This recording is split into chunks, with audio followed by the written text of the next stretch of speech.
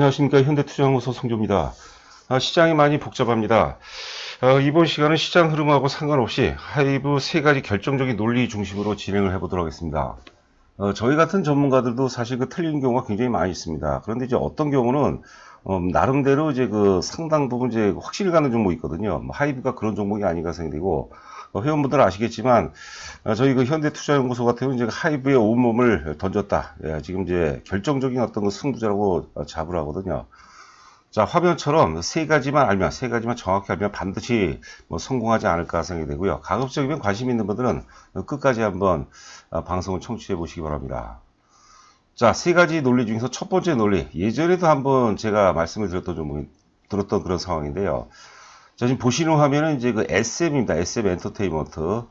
연봉 차트가 되어 있어요. 장기 연봉 차트. 2004년서부터 현재까지 장기 연봉 차트가 되는데, 연봉 차트 과정 속에서 주가가 이제 가장 많이 올랐던 구간이 있죠. 2009년서부터 이제 시작을 해서 본격적으로 오른 것은 이제 2010년과 11년, 12년까지 대략 이제 4년 혹은 이제 정확히 얘기하면 이제 한 3년 동안에 최고의 주가가 최고의 절정이었습니다. 이때 이제 영업이익을 보시게 되면 왼쪽이죠. 좌상단에 보시면 2009년도 영업이익이 93억이었어요. 그리고 2010년에 255억이니까 영업이익이 93억에서 255억이니까 주가가 당연히 크게 오를 수밖에 없겠죠. 그래서 2009년서부터 2010년 사이 주가가 많이 오른 것은 우리가 지금 이해가 가죠. 그리고 2011년도는 다소 좀 줄었다가, 그 다음에 2012년도에 거의 이제 당시에는 이제 사상 최고였습니다. 208억에서 610억이다 보니까 주가가 오를 수밖에 없겠죠. 대략적으로 이제 주가 상승의 출발점이 한 4천원서부터 오른 거거든요. 4천원서부터 7만 1천원까지 올라갔으니까 굉장하죠. 거의 2000% 가까이 급등을 했는데, 이게 첫 번째 논리는 뭐냐면, 하이브의 어떤 이제 사이클이 지금 2021년서부터 출발했다고 보고, 2021년, 2022년, 특히 이제 내년이 상당히 기대가 되고 있고요. 그리고 2023년 정도까지 최고의 어떤 절정 주가가 오지 않을까 생각되는데, 제가 이제 현실적으로 목표 가격을 50만원 제시해 드렸는데, 그 이상을 봐야 되겠죠. 사실 30만원대에서, 앞전에 이제 33만원대까지 올랐었는데, 30만원대에서 50만원 올라가는 것은 의미가 없습니다. 그 이상을 봐야 되지 않을까 생각이 되고요. 여하튼 간에 현실적으로 한 50만원 정도는 충분히 상승 가능성이 높지 않을까 생각이 되고, 저 같은 경우 기본적으로 100만원 정도까지 봅니다. 혹은 이제 100만원 넘어서까지도 충분히 가능하지 않을까 생각됩니다. 주가가 특히 이제 펀더멘탈에 기반하지 않고, 예전에 이제 닷컴 열풍이라든가 성장주 급등 그런 시장이 아니고서는 기본적으로 주가는 결국은 이익에 수렴할 수밖에 없어요. 자, 그래서 이제 하이브 이익 역시도 지금 이제 올해하고 특히 내년, 후년 정도까지 계속해서 이제 고공행진이 이어질 가능성이 높지 않을까 싶고, 그렇다면은 반드시 50만원 정도는 돌파 가능성이 높지 않을까 생각됩니다. 보시는 화면은 이제 이베스트 증권 이제 보고서를 제가 캡처를 잡았는데, 이베스트 증권이 이제 하이브에 대해서 가장 이제 긍정적으로 보고서를 쓴 증권사죠. 그리고 목표 가격을 이제 50만원을 넘게 제시했는데요.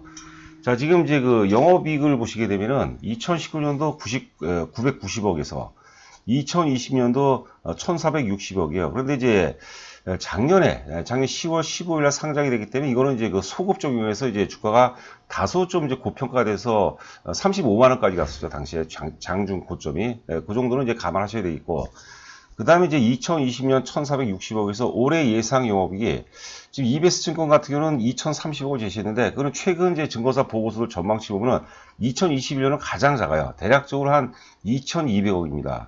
그래서 2200억으로 본다면 1460억에서 2200억까지 영업이익이 증가한다면 주가는 이제 오를 수밖에 없겠죠. 자, 그런데 이제 핵심이 이제 내년이 되는 거죠. 2022년. 2022년이면 사실 지금 최근에 코로나 재확산 우려감으로 해서 시장 투자 심리도 많이 위축이 되고 했지만, 여하튼 간에 내년 정도가 되면은 이제 상당 부분 이제 면역체를 갖췄다고 봐야 될 것 같아요. 이제 정상적으로 오프라인 콘서트가 진행이 된다고 그러는데, 저는 이제 누차 이제 말씀드리지만, 내년 영업이익이 최소한 4천억은 넘을 것이라고 얘기해요. 4천억을. 자, 그런데 이제 이베스트 증권에서는 5,500억을 제시했는데 충분히 타당하다고 이제 보는 거죠. 그래서 올해 예상 영업이 대략적으로 한 2,200억 정도에서 내년도 한 5천억 정도가 넘는다면 주가는 굉장히 많이 오를 수밖에 없어요. 자, 그리고 이제 이베스트 증권에서는 2023년 같은 경우는 1조 한 2천억을 제시하거든요. 1조 원이면 여러분들 카카오하고 한번 비교해 보세요. 제가 보기에는 만약에 EBS 증권 논리처럼 영업이익이 이 정도가 어느 정도 이제 그 유사하게 흐름이 전개가 된다면 카카오보다 더 단기간 내에 굉장히 가파르게 올라갈 가능성이 높다 이렇게 보시면 될 것 같아요. 제가 이제 왜 EBS 증권 이제 보고서를 자주 강조를 하냐면 제 생각하고 이제 많이 동일한 부분인 것 같아요. 다른 보고서를 보니까 그 애널리스트들이 잘 모르시는 것 같아요. 굉장히 보수적으로 접근하는 것 같아요. 왜냐하면 한 번도 경험을 못했죠. 우리나라가 엔터 기업이 세계적인 플랫폼 기업으로 거듭날 것이라고 이렇게 잘 접근을 좀 못하는 것 같아요. 자, 영업이익률도 굉장히 뛰어납니다. 영업이익률이라든가 이제 ROE, 자기자본 이익률 같은 경우는 이제 그 카카오 대비해서 훨씬 높습니다. 자, 맨 아래쪽 보면 그 오프라인 콘서트가 아무래도 파급력이 높죠. 만약에 이제 콘서트가 진행이 된다면 지금 이제 변이 바이러스로 인해서 상당히 좀 위축이 되고 있지만 뭐 결과적으로 이제 오프라인 공연이 진행이 된다면 공연 매출 외에, 이거 직접 매출이 되겠죠. MD라든가 굿즈라든가 이런 거 매출이 급성장하죠. 이 MD 매출이 굉장히 크더라고요. 지금 이제 보시면은 전에도 한번 제가 말씀드렸는데 직접 매출하고 간접 매출하고 비교하면 간접 매출이 좀 더 큽니다. 대략 한 55대 45 정도 간접 매출이 큰데 간접 매출 중에서도 세분화하면요. MD라든가 굿즈라든가 라이센싱 이쪽 매출이 전체 간접 매출이 한 50%가 넘게 대략 한 55%에서 한 60% 정도 차지해요. 만약에 이제 오프라인 콘서트가 진행이 된다면 MD, 굿즈, 라이센싱 이쪽 매출이 굉장히 급증한다고 이제 봐야 될 것 같아요. 자, 여하튼 이제 그 매출 급성장으로 오프라인 콘서트가 진행이 된다면 매출이 급성장하고 또 집값 매출이 동반선장한다. 시너지를 발휘하면서 동반선장한다는 거죠. 그 오프라인 공연이 진행이 되면 계속 이슈화 되는 거예요. 계속해서 이제 언론을 탄다고 봐야 될 것 같아요. 자, 그리고 이제 엔터테인먼트 플랫폼 위버스 콘텐츠 부분은 20% 이상 고마진 사업이라는 것도 상당 부분 지금 뭐 1조 매출 영업이익이 이제 5천억을 넘어서 1조에 도달할 수 있는 뭐 결정적인 근거가 될 수 있지 않을까 생각합니다. 이게 이제 첫 번째 논리가 되겠고요. 자, 보시는 화면은 이제 넷플릭스입니다. 넷플릭스 여러분들 잘 아시죠? 지금 이제 우리가 하이브가 엔터테인먼트 플랫폼 기업이라면 넷플릭스 같은 경우는 이제 그 음악이라든가 드라마라든가 영화 어떤 그 세계적인 플랫폼 기업이라고 봐야 될 것 같은데 지금 좌상단에 보시면 이제 넷플릭스는 하이브의 미래다. 제가 예전에 카카오하고 하이브와의 관계도 말씀드렸습니다. 카카오는 하이브의 미래다라고 전에 한번 말씀드렸던 것 같아요. 약간 좀 패를 내서. 여하튼 간에 지금 그 차트를 보시면 연봉 차트죠. 차트를 보시면 제가 2013년도에다가 빨간색 표시를 했거든요. 그렇죠. 저는 지금 이 파동상으로 보면 그 생로병사의 어떤 파동상으로 보면 그 하이브가 2013년도 넷플릭스 출발점, 역사의 고점 돌파하는 시점하고 상당히 유사하지 않나 생각이 됩니다. 자, 주가를 보면 당시 이제 10달러를 돌파를 해서 10달러를 넘어서 최고점이 이제 593달러까지 갔어요. 거의 주가가 6,000%가 올라가죠. 6,000%가. 한 8년에 걸쳐서 6,000%가 올라가는데 이게 플랫폼 기업의 뭐 결정적인 어떤 매력이 아닌가 생각됩니다. 여하튼 간에 그 하이브의 현재 사이클이 넷플릭스의 어떤 2013년 사이클하고 상당히 유사하지 않을까 생각되고요. 제가 또 예전에 여러 번 말씀드렸죠. 지금 하이브는 사실 넷플릭스 대비해서는 이제 뭐 보잘것 없다는 건 아니고 상당히 넷플릭스 대비해서는 이제 규모가 작은 것에 불과하지만 향후에 그게 이제 5년 후가 될지 10년 후가 될지 모르겠지만 넷플릭스 반열의 기업으로 올라선다고 봐요. 세계 최고 기업이죠.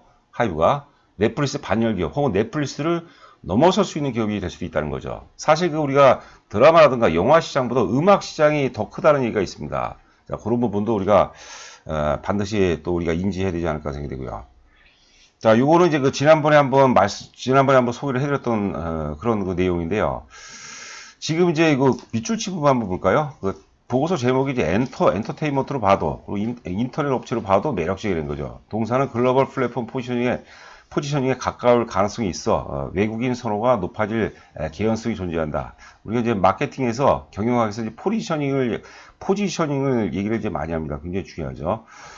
자, 시장 뭐 진입 포인트라고 뭐 풀어서 해석해야 되려나? 여하튼간에 제가 그 최근에 하이브 방송에서 그런 얘기를 했어요. 지금 우리가 엔터테인먼트 3사 그 SM이라든가 JYP라든가 YG 엔터테인먼트 외국인 지분을 보게 되면 JYP가 가장 높더라고요. JYP가 22.5%, SM이 한 22.3%가 되더라고요. 그런데 하이브가 지금 14.5%에 불과하거든요.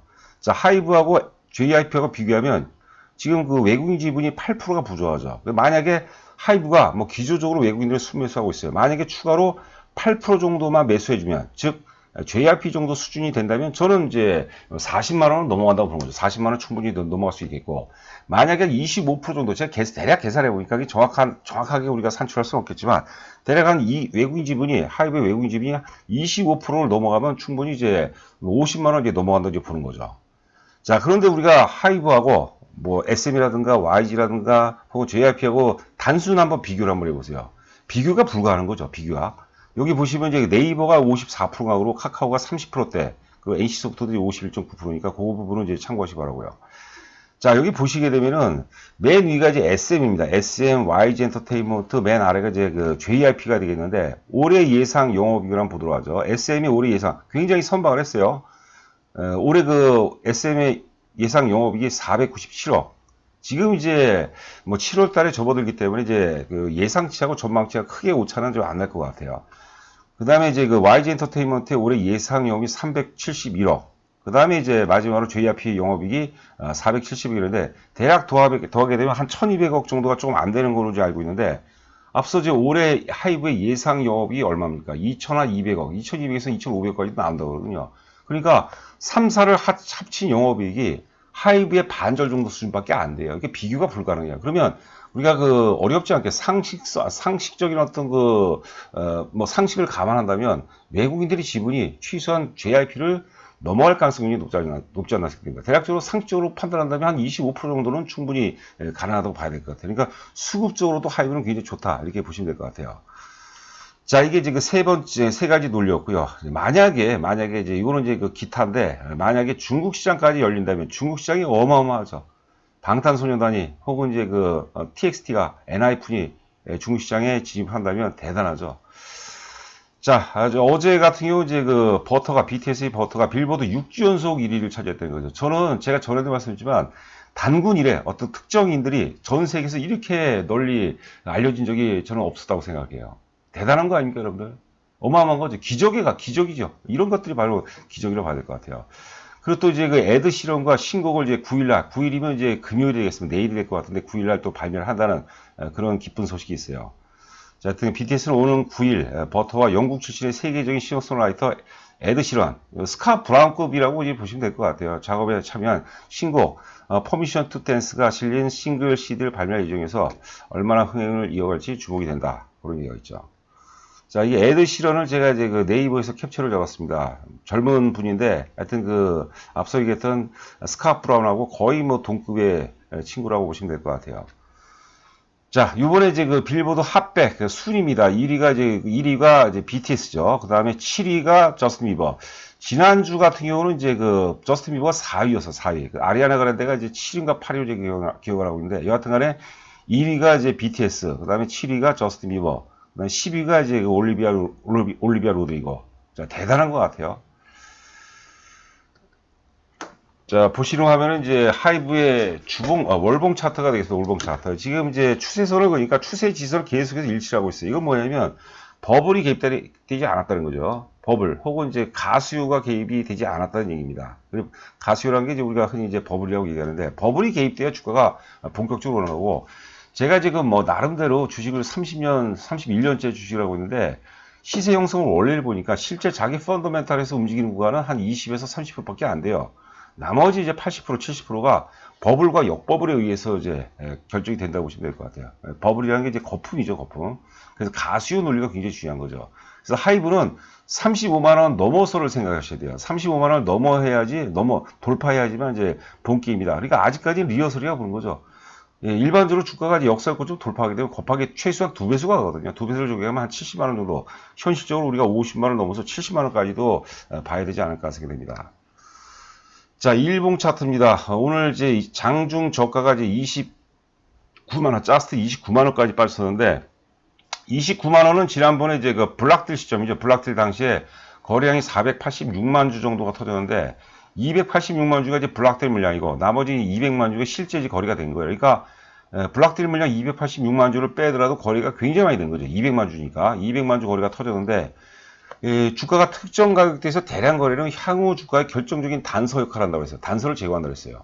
주가가 특정 가격대에서 29만원 전후에서 최저점은 이제 당일 최저점은 28만 6,500원인가로 제가 알고 있는데요. 자, 여하튼간에 이제 그 가격대 29만 원 전후로 해서 매도 세력과 매수 세력 간에 본인들이 갖고 있는 어떤 그 총 화기의 전체 화기를 다 동원해서 대접전을 치렀어요. 그런데 결과적으로 제가 그 싸움의 결과는 한 2, 3일 내로 결정이 된다는데 매수로 이제 매수 세력이 이겼다고 그런 거죠. 악재였죠. 이유가 어떻든 간에 뭐 9%대 할인이니까 악재인데 그 악재로 해서 상당 부분의 매도세가 이제 소멸됐다고 그런 거고요.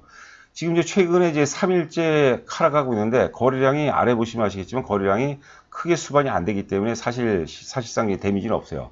29만 원 정도라면 좀 물려도 괜찮은 가격대가 아닌가 생각됩니다. 정확하게 제가 사실 그 가격대를 잡아내기가 쉬운 작업은 아니죠. 그렇죠. 그리고 또 전체 시장하고 연관되고, 지금 이제 코로나 제약선이기 때문에 하이브 같은 경우는 이유 같은 간에 지금 대면 관련주라고 봐야 될 것 같아요. 대면 관련주이기 때문에 지금 피해를 보는 것 같아요. 상대적으로 이제 카카오는 좀 센 편인데, 저는 카카오가 뭐 누차 말씀이지만 17만원대 다시 역설고점을 돌파할 가능성은 좀 상당히 희박하지 않나. 마지막 되돌림 파동 정도로 해석을 해봐야 되지 않나 생각됩니다.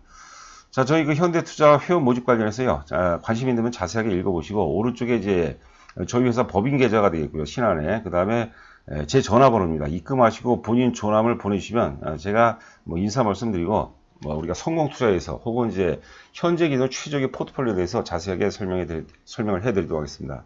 자, 이제 어려운 장세라도 여러분들 힘내시기 바라고요. 저는 또 내일 여러분들 찾아뵙도록 하겠습니다. 감사합니다.